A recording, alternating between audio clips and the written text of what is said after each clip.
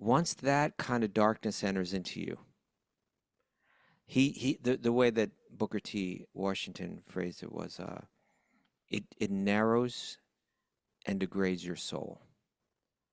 It narrows. And once I've allowed that person to create hatred, which is the cause of the whole problem in the first place, once that exists in me, we think, oh, I need that so that I can combat it. I need some good hatred in me, And now, it's also sometimes to make a public statement. Well, yeah, look and admire my hatred. It shows you how committed I am.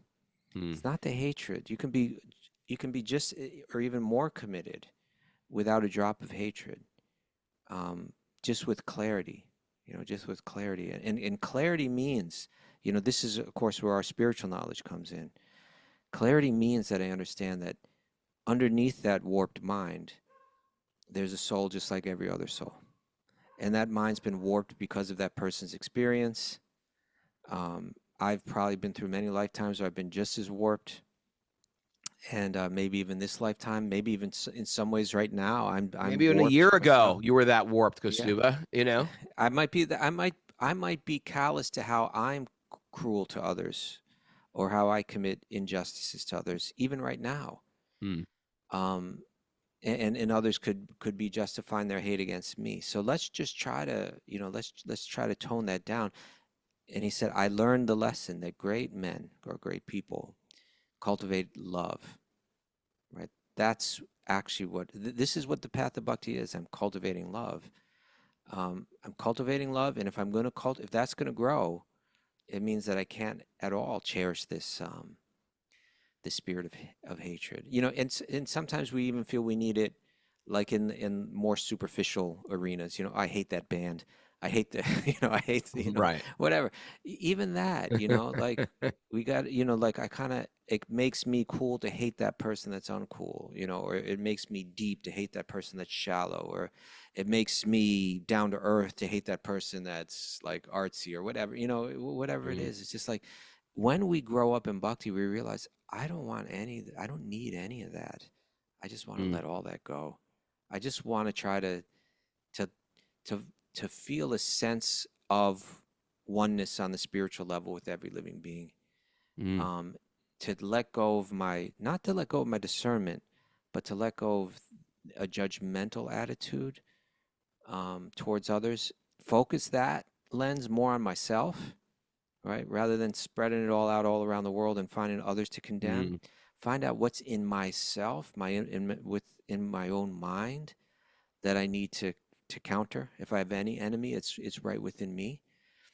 That kind of person can become a real instrument of peace. That kind of person can become a real instrument of justice. When we root out all of our own inner enemies and stop thinking that they're all on the outside.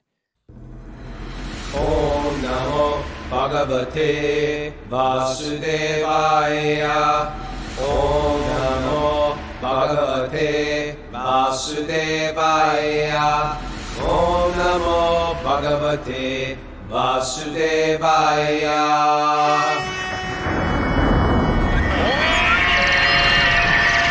Come on! Live from Super Soul Farm, this is Wisdom of the Sages, a Bhakti Yoga podcast with your host, Raghunath, and co-host and senior educator at the Bhakti Center in New York City, Kaustubha.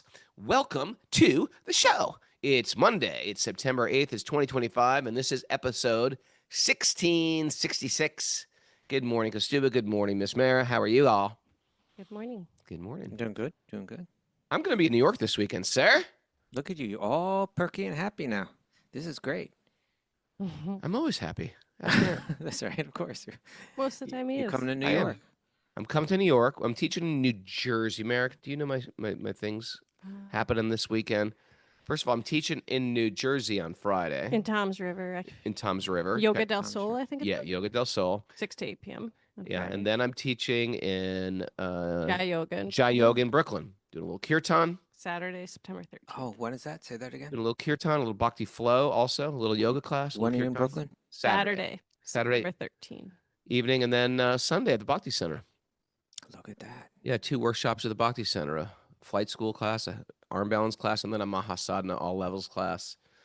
Looking forward to hanging in New York. I'm going to see my grandma, my mom, and maybe hopefully run into Radhanath Swami, who's there Tuesday and Thursday at the Bhakti Center. People should go. Oh, you're gonna go down. You're gonna I come don't down know. earlier. I don't know. I don't know. I don't know. But maybe. What about me? You don't care about me? No, I want you to come. I want you to come make me some poha, Oh, my okay. favorite Indian breakfast food. It's not a difficult thing to make at all. Poha? Yeah. It's flat rice. Now, what is flat rice, people may ask? Well, what is oatmeal? It's flattened oats. You take oat groats and you put them through a flattener. They do that in India with You rice, soak and they them? call it flat rice. They could call it poha. You soak they- them, I think, and then you flatten them, right? And then you dry them. Yeah, it's like oatmeal, but it's with rice. Okay. And then you Then you just soak it in water. Like you just pour water through it actually, and it gets soft. yeah. And then you fry it up with the nice spices, and you throw in maybe some peas. Super in good. there, The good part of it cashews, is things like that. the neem leaves, I think, or the what is it, the bay leaves? What do you put in it? Curry leaves or Curry Curry leaves. Yeah. Curry leaves. Now Sarah Ditto's asking for the recipe. I don't. I have to go search for it. But Divya I'll has share one in maybe her tomorrow. I cookbook. can share. Divya's got one in her cookbook. Okay, Yeah. let's go there. Okay. Gold standard. Now Divya's Mm. will be a healthier Ayurvedic version than most versions out there, but Yeah. it's Yeah. good stuff. Hey, All right. me and Mara went for a. We ate late last night, but I don't like to eat late, so we're like, you know what? guys are really I've got some. living it up. You I've got guys are just You know, doing we're it taking right. care of ourselves. Taking I'm care of saying you're ourselves. doing it right. And so after you eat, I like to walk. So we said, you know, let's walk, but it gets dark early. So it was already like 8:30, I think, or 8 Okay. o'clock. And we said, let's just go for a walk down the dirt road. So, you know, no cars so much on our road. And it was pitch black. And then all of a sudden, the lights behind us were coming, like a car's coming. So we just stepped to the side. Nothing came. So we just started walking slow. But the light started getting brighter. Then sort of like went away. I was like, is there some like creepo behind us? Is it a UFO. We looked back, and the brightest full moon was rising over the country. It was so bright, it looked like a big truck was behind us, but there was no sound. Purnima. It was the Vajra Purnim. I've actually never seen anything like that. Yeah, Like a it moon that was- bright. And I came inside, told my kids, and young Tommy Fawcett was over. I said, Same. you got to run to the edge of the field and see this. And they all jumped out and ran into the dark. It was pitch black. And then you cross a line. All of a sudden, you see this moon. It was so stunningly bright. Oh, And that was the look at you. moon to give away the Appreciate Bhagavatam set. Nature's gifts. Did you give away a Bhagavatam set? That was the day you're supposed to give it. Two. Okay. So now the problem is, Prabhu, I don't know how to break this to you. Once you say you did, you lose all the benefit of giving it Well, away. but if I wouldn't have I'm answered not it going to say anything. I'm sorry. You got next year to make up for what you've just done. I set you up. This is the evil laugh. I was waiting all day to Really do that gets a to you. kick out of that. Look at him. Oh, Krishna. What do we got? Any other announcements? Well, I noticed that Kaustubha's Gita Collective, you've got over 800 people reading the It's Gita over with you every 800. day. It's like 830 or something. Oh, last I saw. Kaustubha, blowing it out of the water. You I'm are a not blowing rock anything star. out of the You are a water. It's just transcendental wonderful. rock star, my friend. It's something that obviously there's a need for it, that people are like, yes, we all want to say the Gita, but we need it in a convenient package and in a convenient way that just works with our schedules. Yeah. And this really works for people. It's been great. We had a Zoom meeting. Over 100 people came on Saturday. Unbelievable. Q&A from the Bhagavad Gita Collective. Everybody's reading a little bit every day. I thought I was just gonna do like little WhatsApp bubbles. Yeah. Here's the verses you read today. Here's some WhatsApp bubbles. Right. But it's turning into like 20-minute videos Sure. every day. It's just there's too much to share. I Can still feel like people I'm skipping join so much. now, even if they didn't Yes. start? Can they play catch up? Okay, you hear Yeah. that, people? Put a link on the board because we're going to keep this thing going. We're going to blow it up to 1,000. Okay. That's the number we're shooting for. Okay, Raghunath's getting behind this now. And there's some platform out there called Padlet, and it's like a nice timeline kind of thing. You could put like the videos on the timeline, so interesting. like if you're coming in late, you can go back and catch up. Okay, Oh, cool. there, Chapu shared it right there. I got a top secret announcement. It's only been announced to those who went last year to Italy with us, but Wednesday, Yeah. Our registration opens up. It's going to be on our website for Italy. There's Oh. limited space this year. You know, last year we did it at like 3 different locations, and then we all got together and we took a survey of like how can we improve the retreat, and everyone said the number one way we can upgrade the retreat was we got to contain ourselves on one location because some people feel left out, and so we're doing it all at Casa Vecchia. We'll have day trips, But that's we'll limited have space. certain well, there's there's limited space. So if you're interested in Italy, it's already filling because we let it out to those who already came last year. So if you're interested, it's kid friendly. It's a beautiful trip. It's especially good if you have a partner or a friend that wants to go. You know, like is not really interested in Krishna, but likes Italy and wants to support you. It's such a game changer for That them. broadens the scope right there of people that could get into this. Like, I'm not into your bhakti thing, but I do like Italy. Okay. I like Italy and I love you, so I'm going to go. So we call that, and then what happens is it touches their heart. We call that getting chiefed. That's how the chief got into bhakti. Now the Right. chief is a Right. pillar of the Wisdom of the Sages community. That's right. Yeah.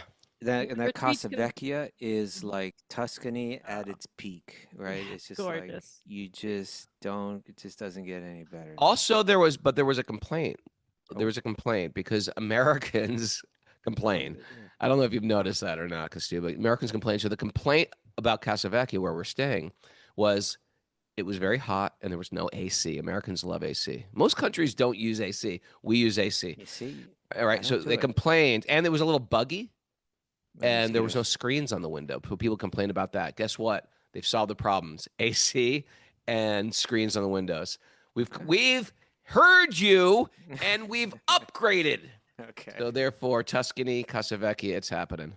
That's Woo. July 4th through 11th, 2026. And they can go to wisdomofthesages.com. Go to Wednesday. retreats on Wednesday. We'll open up the registration. Amy Steller gave me a gift of some of the olive oil from Casa Vecchia. I'm using it So all the time and good. thinking of Casa Vecchia and anticipating going there next We year. brought some back and gifted it all Yeah, away. she gave us a gift too of it. Okay, good. Okay, let's She get gave into a the nugget. big Announcements. bottle Other of it. announcements, Mary? That's it. I think we're done. All right. Anything- You know, I tell you, when you don't do a show since Wednesday, you get a lot of announcements building I up. know. Monday is going to be like a whole. We should do like a fake show like on Sunday where Raghunath can get all this out, and then like A fake he thinks like it's being it's just like a broadcast. photograph of all the faces on Zoom, Yeah. but it's not real. It could be AI could whip that up easy. AI, make me a fake chief. Yeah. All right. Doesn't look like chief. Sort of looks like chief.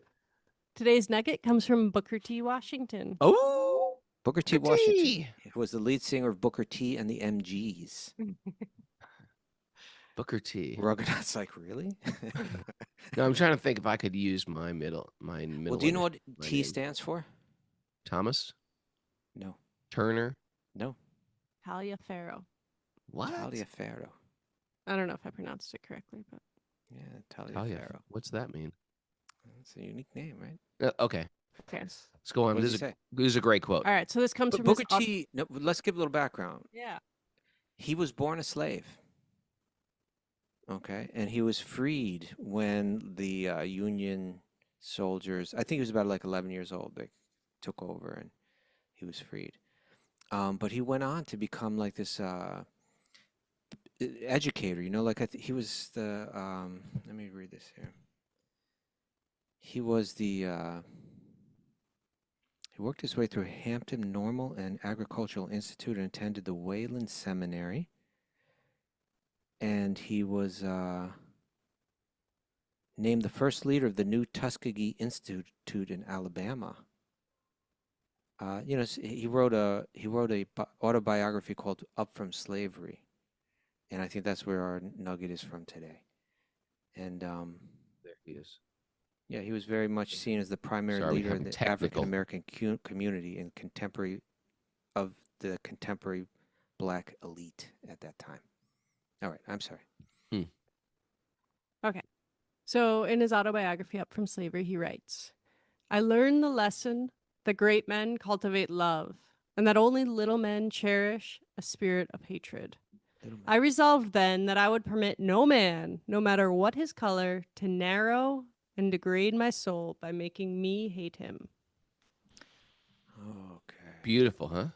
I think it's The a really nice quote. the lesson that little men cherish a spirit of hatred, right? Mhm. Always condemning, always trying to see what's wrong, always pointing out how everything, how everything in every situation, there's something problematic with it. It's like they're almost like fine tuning their vision to what is wrong with these people, right? And the thing is interesting is like when you hate, you can't see anything good in a person. When you've already made up your mind, like they're guilty, there's no jury, whatever you do is bad. And people practice this. And then the same lenses are there for love. And the easiest way to see that is like in a mother. A mother is always trying to see the good in the child. A good mother, obviously. A good mother is always trying to see the good in the child. A good mother is always giving the benefit of the doubt, extending the benefit of the doubt without immediately jumping on a person, condemning the person. How dare you do that? No, mother's going, well, why would you have done that? Are you going through something right now? We want to understand a bigger picture. This is what we've been cultivating. And if we've been grown up in a culture, in a family where we're always condemning, always trying to get down to, it's been passed down to us like almost like a bloodline of condemnation, then we've probably inherited it. And we probably take it not just into our life, but when we get into bhakti, sometimes we take that into sacred circles and in an institution of rules and regulations. Come on. I mean, that can be our mouth. That can be our regular idea of trying to preach. It's like finding faults, critiquing all the devotees, all the spiritualists, all those on this path. And although it comes off almost like you become like the cop for what is appropriate and what's inappropriate, if you actually analyze it, it's a real self-hatred as well. Generally, it's mixed with a self-nagging, a lack of self-esteem, a lack of self-worth. And what it is, it's a passing of the baton of a generational condemnation, a generational self-deprecation, and then we put it out there publicly. So we're trying to flip that story. We're trying to say, okay, wherever that craziness came from, that's over. I'm going to have a new lens, a lens of love, and in that lens, I'm going to train myself to see what is good about this person. And there is something good. I have to extend grace. I have to extend a broad-mindedness. I have to see something bigger. And let's face it, if we want people to rise up and be good, right? Because generally, if I'm unhappy with the way someone's acting, do I actually want them to change? Or do I just want to be the cop, the ethics cop that say, oh, you're wrong, and he's wrong, and she's wrong, and they're wrong? Or do I actually want change? And if you really want people to change, then you start to you dig underneath what's wrong and you see what's good. And when you believe in a person, that lets them stand up taller, that lets them come out of that shell, that lets them go through this process of metamorphosis, right? To become that butterfly after suffering tremendously as that caterpillar. What do you think about that, Kaustubha? What a beautiful metaphor there at the end, Raghunath. The caterpillar and the butterfly. Metamorphosis. But, I think his message here is so important, and maybe because of our technology nowadays, it's more important than ever, right? Because I think we do see the cherishing of a spirit of hatred. The cherishing of us, that's good. We think that we're incomplete if we don't have some hatred in us. And maybe our hatred is actually our most admirable quality. I really hate these people that are doing these wrongs in the world. And through my hatred, I establish myself as a non-participant or as a, an instrument of justice myself. Mm. There are people, the wiser people,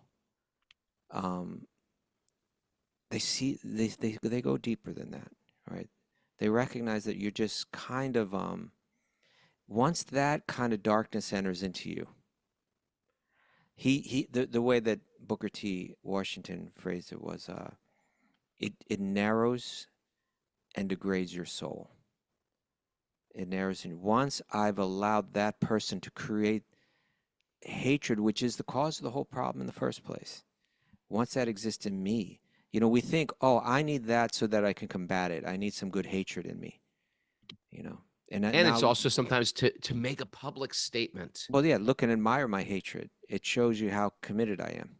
It's not the hatred. You can be just or even more committed without a drop of hatred.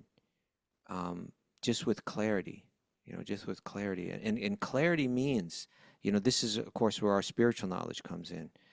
Clarity means that I understand that underneath that warped mind, there's a soul just like every other soul. And that mind's been warped because of that person's experience.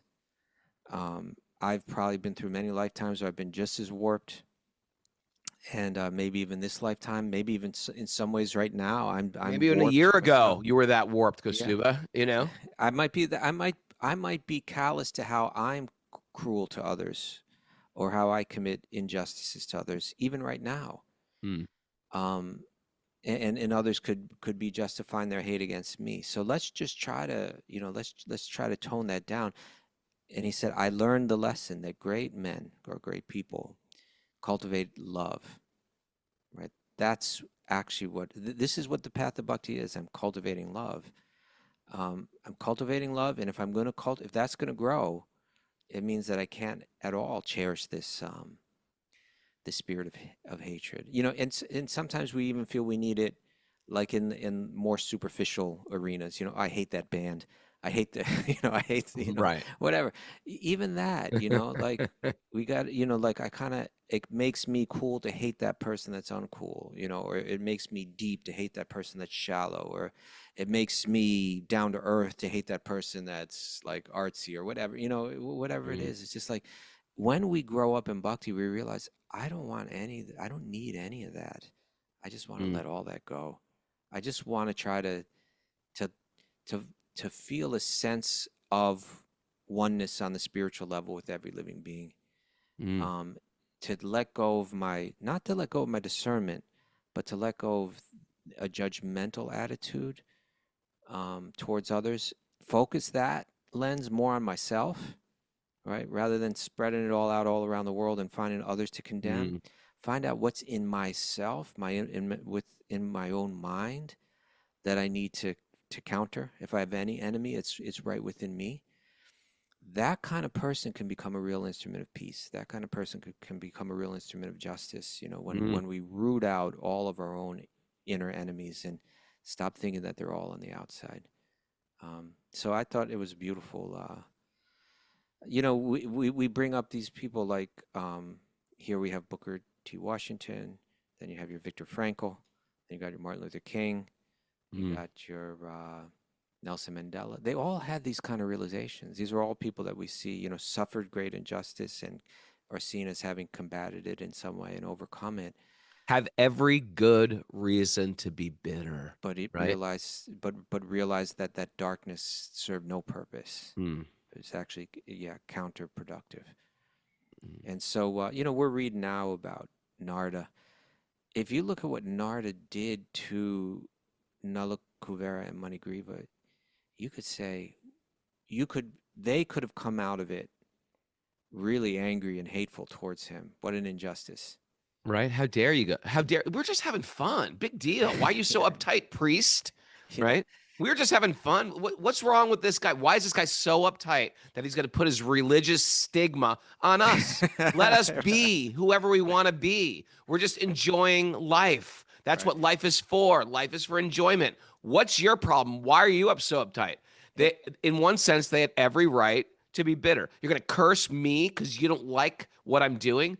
What kind of life? Who are you to say that? What we also see in Nārada was, although there was a platform where he could be very condemning, actually everything that he did was coming from a place of love. Sure. He was like, I need to do this. And then he explained why, because what I'm gonna put you through now is kind of like a little justice system, because I can see how warped you've become. But you're gonna get purified through this, and it's gonna work for your benefit ultimately. And when they came out of it, they're like, you were right. We benefited from this. And we're gonna hear, let's see if we get there today. But when they begin to speak, they've got nothing but praise and gratitude towards Nārada. So it looked like externally, an attack coming up from one side, the kind of attack that you would expect coming from someone that's got hatred in their heart. No, there was no hatred in there, none at all, and none the other direction. Shall we dive in? Like that. Like it. All right. Good way to start your Monday, sir. Yeah. Let's dive into the Srimad Bhagavatam. Okay. Narayanam namaskutyanam chaivanarottamam devim saraswatim vyasam tato jayam madirayat. Before he started in the Srimad Bhagavatam, which is our very means of conquest, one should offer respectful obeisances to the Supreme Lord Narayan, unto Narayan Rishi, the supermost human being, unto Mother Saraswati, the goddess of learning, and to Srila Vyasadeva, the author. Nasta prayeshu badreshu nityam bhagavat sevaya bhagavati uttama shloke bhaktir bhavati naishtiki. By regular attendance in classes in the Bhagavatam and by rendering service to the pure devotees, all that is troublesome to the heart will become eradicated, and loving service to the Supreme Lord, who is praised with transcendental songs, will be established as an irrevocable fact. Om Jnana Timurandasya Jnananjana Shalakaya Chakshurunmidhatam Nena Tasmai Shri Gurave Namaha. I was born in the darkness of ignorance, and my teachers are opening my eyes with the torchlight of knowledge. I offer my obeisances at their lotus feet. Reading from the Srimad Bhagavatam, Canto 10, Chapter 10, text 30 to 31. Okay, so I think the curse just came down, right? If I'm not mistaken. I can't remember what happened Wednesday, Prabhu. I think we're on 32, huh? Maybe 31. Anyway, read 31. You are the Supreme Personality of Godhead, the controller of everything. The body, the life, the ego, and the senses of every living entity are your own self. You are the Supreme Person, Vishnu, the imperishable controller. You are the time factor, the immediate cause, and you are the material nature consisting of the three gunas, goodness, passion, and ignorance. You are the original cause of the material manifestation. You are the super soul, and therefore you know everything within the core of the heart of every living entity. So these are those playboys, Nalakavera Manigriva, who got cursed to stand as trees. They were just liberated by Lord Krishna. Here's the synopsis. By Krishna pulling the grinding mortar through the trees. The trees crack. They've been standing there for 100 years of Lord Brahma or so. And it came out, these dazzling, beautiful, effulgent beings. And they did their time. They took radical responsibility in what they've done. They've learned their lesson. And now they're face to face with sweet baby Krishna on Lord Krishna's front yard. Imagine that. What a relief from prison. It's just like, oh my God. And now Krishna's right here. Imagine he's all that. tied up still, like a naughty boy. He's like a naughty boy. Imagine the first thing you see after being a tree for a year. And now it's like, I wonder if they were conscious, like, they were conscious. Took birth as trees. All of a sudden, they didn't realize, but all of a sudden, Nanda Maharaj moved there. No, I was like, wait a second. The trees must be like, wait a second. That's Krishna's father. Wait a second. A baby's been born. Oh my God, wait. They might have been like, we've been waiting for. This is what we've been waiting for our whole tree life. And this is, of course, framed out here is they were just living like playboys and just like totally out of it. now they're speaking like sages. Now they're speaking Right. like Vedic sages. And again, this is Vyasa's way of saying everything that we read in the Vedas and the Upanishads about the supreme absolute truth, you are that. You are the time Right. factor. You are the controller. You are the original cause of the material manifestation. All of these things, they're for those that are familiar with those ancient texts, they can see the ties. Oh, this, and that's how this is the explanation of of Vedanta. The Bhagavatam is fluffing it out for us so that we can understand it all clearly. That all that we hear about the absolute truth is there in the person of tiny, sweet, little, tender, sweet, smiling little baby Krishna. It's right there. Oh Lord, you exist. So they're seeing. And what do you do as soon as you see the Lord? You can't help but either be stunned and be mute, or just offer beautiful prayers. Mm. Oh Lord, you exist before the creation. Therefore, who trapped by a body of material qualities in this material world can understand you? Yeah, you're from another dimension. It's another realm. When we're operating on this lower dimension, we really can't understand your glories. O Lord, whose glories are covered by your own energy, you are the Supreme Personality of Godhead. You are Shankarshan, the origin of creation. And you are Vasudev, the origin of the Chaturvyuha, right? The four There's expansions. 4 different Vishnu expansions.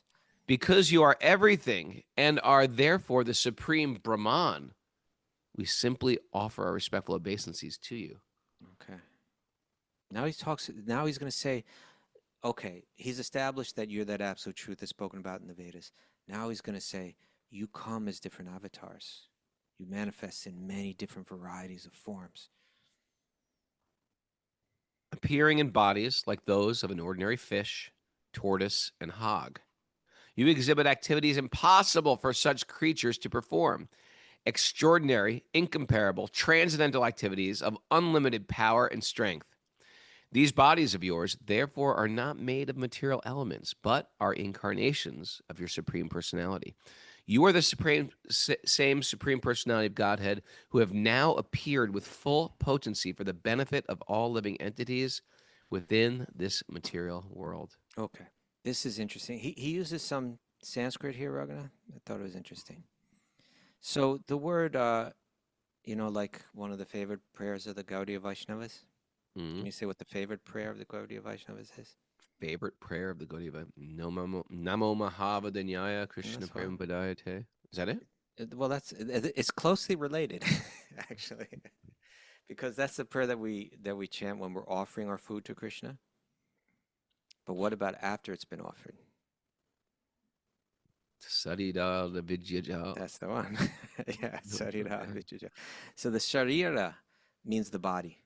Right. Right. Sarida. And so here he says, sariresh va sharirnaha. It's like saying you've got a body, a sharira, but then he also says ashira. In other words, the bodies of all of these incarnations that you take, whenever we talk about your body, in one sense it's a body, in another sense it's not a body, right? It's sharira, asharira. It's you got a body and then it's not a body.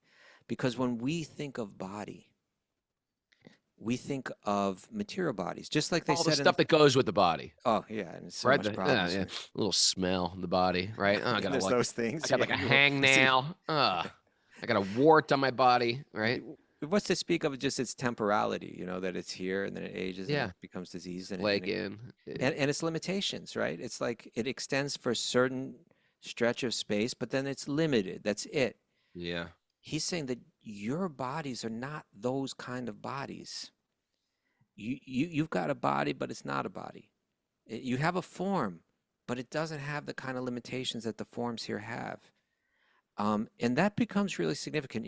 We had a great time in the Chaitanya Charitamrita reading that we did last Friday night, and we'll do again this week. Maybe on Wednesday we'll figure it out. But this subject came up about like sometimes we read verses in the Upanishads that make it sound like the absolute truth has no body, right? And this is a good example of that. You ready, Raghunath? Yeah. This is from Mundaka Upanishad, text 116. Okay, let's hear. And here we, again, like we see the prefix in Sanskrit negates something. So that was sharira and then asharira. You've got a body, but it's not really a body. Here, this is being used again and again. Yadtad adreshyam, agrayam, agotram, avarnam, akchakshustrotram, tad apanipadam. So you don't have this, you don't have that, you don't have, right? Adrasham, you're unseen. Agrayam, you can't be grasped. Now look, little Krishna just got grasped, right? He got all tied up, right? Sweet little baby. Agotram, you don't come from any lineage. You're not like born like everybody else is born. Avarnam, you don't have any particular social role that you play. Achakshush shrotram, you don't have eyes, you don't have ears. Apanipadam, you don't have hands or feet. That makes sense to that makes sense to a lot of people when they think the supreme must not have form because form limits, right? Don't the Jews say that God has no? They don't even say the name of God. I think can't say the name of God because you can't describe God. Yeah. Somebody back me up. Someone Jewish back me up here. What do they say about God? Jewish person, back us up. Martine's just like nodding. Yes, 2 thumbs up. God can't be described. Don't say a name for God. And so then that verse goes on to say nityam, vibhum, sarvagatim, like you're eternal, you're all pervading, you're omnipresent, you're, like that, imperishable, avyayam. What we get in Bhagavatam is like, now we're going to clear all this up, right? That in one sense, Krishna has hands and he doesn't have hands. You have a body, but you don't have a body because when we think of body, we think of limited material body, and that's actually not a real body. No. Right? Like that's like a virtual body, and your body doesn't have all the limitations of our virtual bodies, right? So like, just like when you enter into a virtual reality or video game, you got eyes and you got hands and you got ears within that virtual realm, but those aren't real hands and real eyes and real ears. Sure. And so in a similar way, here we're getting it that like these sons of Kuvera, these high-level universal beings who didn't recognize Krishna for what he was, now they do. They have this Vedic background, and now they're tying it all together. Everything that we heard about the Upanishads, that you didn't have hands, and you didn't have legs, and you didn't have eyes, and all of that, that means you don't have the cheap ones that people here in this realm have, but you've got them. So you got a body and you don't want, the imitation ones. You got a cheap body. If we're going to understand Krishna's form, we're not going to understand it based on the logic of looking at the bodies in this world. We're going to have to hear about it it has to descend to us from a realm where it's familiar with that kind of body. And that's what's happening in Bhagavatam. All right. Alrighty. Text 36. Supremely auspicious. We offer our respectful obeisances to you, who are the supreme good. Krishna is the supreme good, meaning the sages, like Nārada, if he curses, it's for the supreme good. Even things that appear bad, even when you kill a demon. We hear about Krishna killing demons. We're like, who is this Krishna? Why is he killing everybody? It's good. Don't worry. You don't try to put your material understanding on what Krishna is doing on Krishna. You are the supreme good.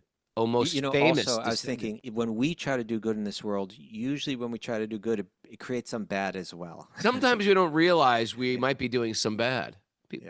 People do that all the time. We take from here to give it over there. Like we're making electric cars; they're better. Well, actually, now we have these open pit mines, and I'm trying to do some good. In this world, it's all like a whack-a-mole, isn't it? Or it's like whack-a-mole, isn't it? A congressperson goes to Washington, they lobby, they get some federal money for their state, and it's like they go back to their state, and everyone's like, "You did so much good," but actually, for another state, it was bad. So it's like the good and bad in this world it's tricky. But Krishna, it's tricky. Everything he's doing is bringing good. Sure. And, we see that in politics. One side is doing some good, while the other side thinks what you're doing is absolutely bad. Yeah. Then and then it flips. Then the Republicans take control, and what they're doing, they're convinced is the best thing, and the other side thinks this is absolutely bad. And it just flips like that, back and forth, back and forth, back and forth. It's like that in medicine. Okay, we'll take this because it's going to counteract this problem, but then it's going to create another problem too. So is it good? Or Yeah, is it's it like, I bad? need this. I need this for my body. And then you hear another doctor say, actually, those are the worst things you could take for your body. You're like, wait a second. Antibiotics. Yeah. You need to take it. Okay, but now it's doing something else. Yeah. I took a vaccine. Somebody died from the vaccine. No one dies from the vaccine. Oh, they do. It's just like, it's like back and forth, and the living entity doesn't know who to believe, and they're trying to fight on what side is right. And hate the other side. And what's winning it, and what the devil is trying to sell us is hate. The devil. Not today. The devil is trying to sell us is hate. Who's purchasing? Oh. Who's purchasing, Kaustubha? I don't want to purchase hate. today, Devil, Satan. go away, devil. It's sort of nice having a devil in your religion, because he's like he's the bad guy. You can just blame it on the devil. The devil's making you do it. Rather than saying you got to look inside yourself and see if there's any devil in The you. devil made me do it. Yeah. It's like the ultimate and no responsibility. I'm going to outsource all my responsibility to the devil. Okay. Almost famous descendant. Almost famous descendant and controller of the Yadu dynasty. O son of Vasudeva, O most peaceful, let us offer our obeisances unto your lotus feet. Yeah, it's like really there's something, and someone posted a beautiful painting of this. Achyuta posted here on the thread. Oh my God. It's wonderful, right? Is that Shamarani's? I think it may liberating that is one of the most beautiful, and it's big in real life. The original is very big. Very big, is it? And it's Krishna he's still tied up, pulling over the trees, and the two beautiful, effulgent sons of Kuvera popping out of those trees and offering prayers. And so they're offering prayers to this little baby, but they've got this deeply spiritual vision and knowledge now. So he's just a little baby. Actually, they don't even know that nobody else is really knowing that he's even connected to the Yadu dynasty, right? He's like Yashoda's son, Nanda's son, right? But they know, and they know that even though he appears as just a little baby, that no. You're the most famous descendant and the control of the Yadu dynasty. There's a big king sitting on a throne somewhere that's actually at the head of the dynasty. I know. There's like the Yadu. Yeah, it's like the Yadu dynasty is a very important dynasty with all these incredible heroes who are not just known for their wealth and power, but for their character and their grace and their contributions to society and their dharma. But you are the most famous person. Little boy tied up because he was stealing yogurt and running around creating trouble. Yeah. Right? Just a naughty little boy. They recognize who it is. That's part of the beauty and the charm in all of this. And it's really charming when Krishna begins to speak knowledge to them in that form. Okay, let's keep this going. 37. O Supreme Form, we are always servants of your... O Supreme Form, we are always servants of your servants, especially of Nārada Muni. Now, give us permission to leave for our home. It is by the grace and mercy of Nārada Muni that we have been able to see you face to face. Okay, they've got the right attitude now, right? They had a terrible attitude before. We're the servants of your servants. That's all we want to be. And now that's a great line, isn't it? I'm a servant of the servant. And it's because of Nārada, right? It's because of Nārada who cursed us. That curse was a blessing, and we accept it. It's by the grace and mercy of Nārada that we have been able to see you face to face. Now listen to this. This is how we practice Bhakti, text 38. Henceforth, may all our words describe your pastimes. Right? What else do our words do? Just blab. Right? We blab our mouths. Yeah. Henceforth, may all our words describe your pastimes. May all our ears engage in oral reception of your glories. May all of our hands, legs, and other senses engage in action pleasing to you. And may our minds always think of your light. May our heads offer obeisances to everything within this world, because all things are also your different forms. And may our eyes see the forms of the Vaishnavas, who are none different from you. Oh, man. Right? So much there, right? But this is surrender infused, permeated with love. Mm. It's not like surrender like, oh, I've been forced to accept this unfortunate position. This is like, no, I love you so dearly that I just want to talk about you. I just want to see you. I just want to hear about you. You know, it's like it's a natural magnetic attraction that they're feeling now. Mm. And this is bhakti in its perfection.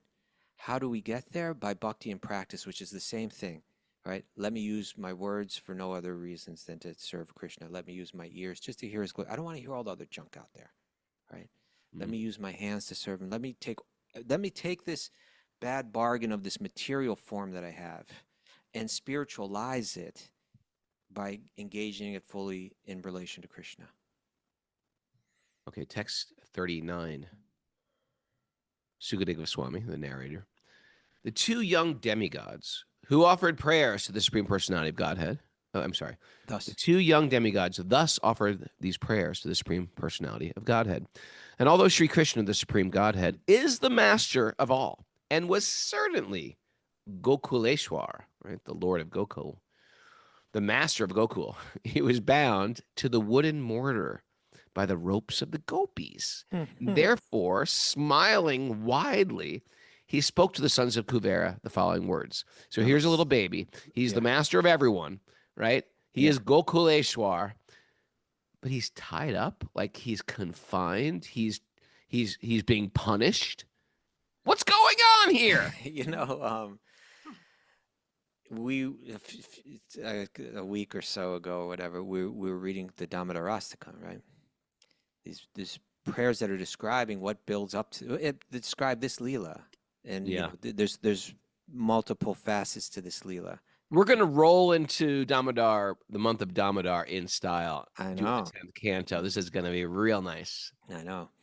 And we read there that, Namam Ishvaram, Satchit Ananda Rupam, I offer my obeisances unto the Ishvara, the Supreme Controller, Krishna, who's got a form that's full of knowledge, eternality, knowledge, and bliss. They identify him as the Ishwar, but it says, but he's running in fear of Mother Yashoda.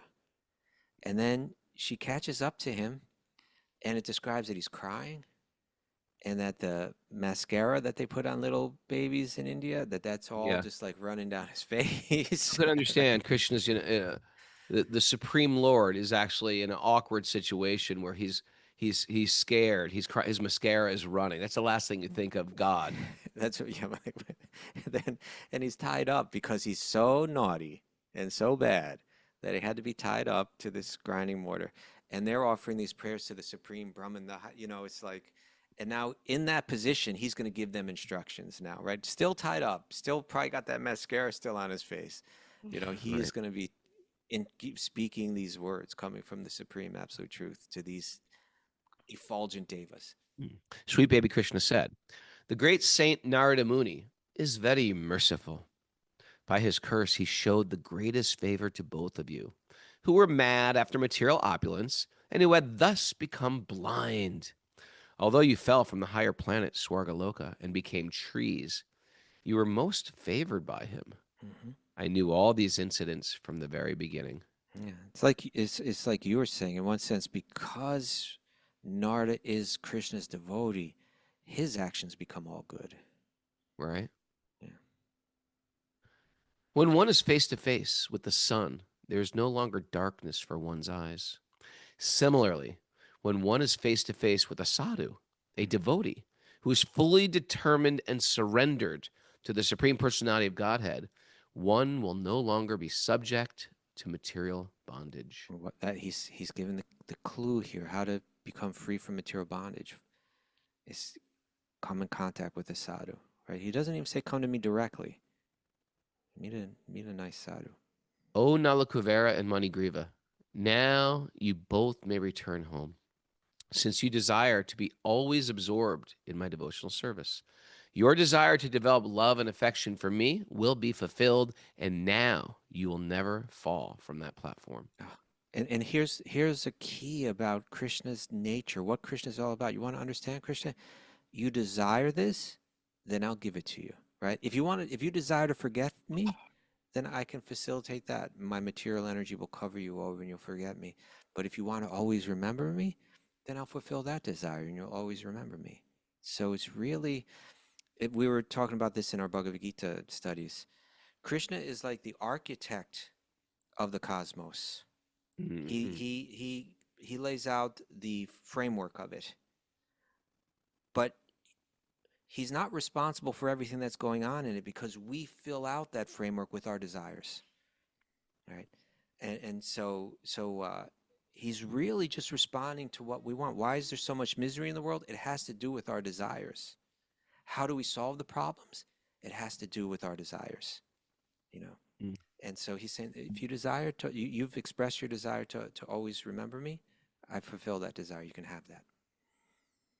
Oh, Nalakuvera and Manigriva. That's what you just read.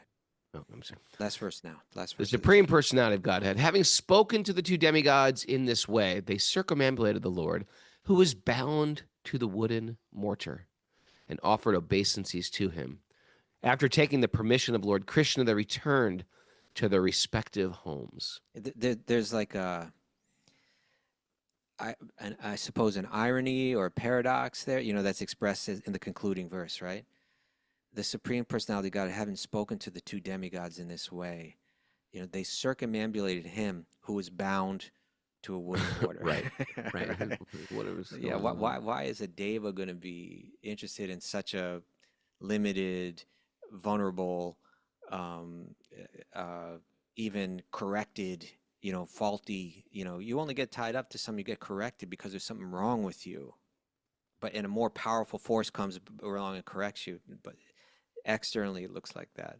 You know, again, the Bhagavatam is pointing out that these people that we look up to, the haves of this world, and even though, and sometimes we don't look up to them. There is a demographic of people who are like, we got to just work harder. We got to get our business strategy. We got to need a new business mindset. We got to achieve in this world. There's the people who want to achieve. Then there's the people that look up at that 1% and they think, oh, they're taking everything from us. We're being manipulated. The Bhagavatam again and again has this 1%, the very powerful, wealthy, the people who seem to have it all together, and they're going through some pain, through some suffering, through some loss, through some curse. Yeah. And they're coming out the other side better. They've learned lessons, right? Whether it's Gajendra, right? Or whether it's even great devotees who go through incredible pain and they come out the other side, not bitter, but better, right? Or these playboys, like it's Hugh Hefner, these guys. This is like Hef in the Playboy Mansion in the Gandaki River playing around with these girls. And the other guy from, who's the guy from Penthouse? Whatever, there's two super playboys, and they are like with these girls, and they're getting cursed. But they come out the other side. The whole material world either hates those people, who do they think they are? Or they envy them, like, wow, how can I be like those guys are really enjoying the material world? And then there's pain. And that comes from enjoyment. That is the flip side of material enjoyment, is this deep pain. And anyone who's a little sober or thoughtful can see through that material enjoyment's it's a mousetrap. It's a mousetrap. And if you don't get that in this life, you'll always be thinking, oh, if I could just make it to the top of that ladder. No, there's nothing up there. There's nothing up there. You have to be convinced there is nothing of this material world that will satisfy my heart. No position that will give me what I need. We have to become convinced that I'm a spiritual soul. I'm a spirit soul, and I want spirit in my heart. That's what I want. I want to become a spiritual person. I'm not going to envy the haves. No, the haves have loss also. The haves have pain. The haves have depression. We see that again and again. But there has to be a thing where my life is for God, and this is going to actually fulfill my heart. and this is going to make me a better person, and this is going to make me this is going to make my mind more at peace, right? When I relinquish envy, when I relinquish what we're speaking in the beginning, that Hatred. resentment, right? And when I relinquish hate for other people, that when my peaceful mind will allow my blissful spirit to permeate my entire being. Look at you coming full circle like that. Huh? You Bringing tied it back all to the up. hate quote. Yeah. Thank you. Thank you, Raghunath. Thank you. Miss Mara, takeaways, please. You know, I was looking up the dates at Kartik, and I think the first night of Kartik is going to be at our Wisdom of the Sages Fall Retreat, October 10th. Get out. Yeah, That's it's pretty cool, perfect. right? That is Yeah. cool. You know, guess what? We went on a beautiful bike ride in Massachusetts. What was that trail called? Ashtawillicook or something like that. You better acknowledge the name of that trail, Mara. I don't want to mispronounce it, that's all. It's What like is it? it's some Native American Ashtawillicook? name. Oh, that's Something pretty like good. that. Anyway, we went on this beautiful bike rail trail. Rail they trail. Never, they What never does that had mean rail exactly? trail, What huh? is it? What is It's rail a long trail and mean? old railroad, right? They're old railroads. It's like the old Albany to Boston railroad. Is And they the tracks actually there, or No, they turned it Part into of it goes next to the old tracks, though, but they turned it into a bike. They path. turned it into a bike Okay. path. They've done this all over New York State. From New York City, you can go to Canada, and you can go to Lake Erie. You know, it's like trail unbelievable. rail trail? Rail trails. They were all over Europe forever. We never had these things in America. Now it's such They're really nice. wonderful Sutvic You just go enjoyment for a long way. we Yeah. didn't have. You can just keep going. That sounds nice. Yeah. It's lovely. Anyway, Anyway, it's turning into autumn. it's with turning what into we autumn. need. That's what we noticed. The Yeah. weather's shifting, and it's getting breathtaking, people. Beautiful. Look at you two biking out there. Join the material realm. realm. This is a place of enjoyment, everyone. All right, let's get to our takeaways. Okay. Oh, same with Massachusetts. Well, that was Massachusetts, the one we just mentioned. Massachusetts. Oh, And- no, Maine. And Maine. And had Lisa rail Bermudez trails. And lives Lisa by the Bermudez lives rail by a trail. rail trail. Hmm. See, Kaustubha, you're missing out, man. Well, You I have think some you got nice it trails all here, there. too. Oh, I got a rail trail too. No, you don't. I do too. Got one that goes right by the Hudson River. I got them in Central Park. Raghunath doesn't want me to be happy.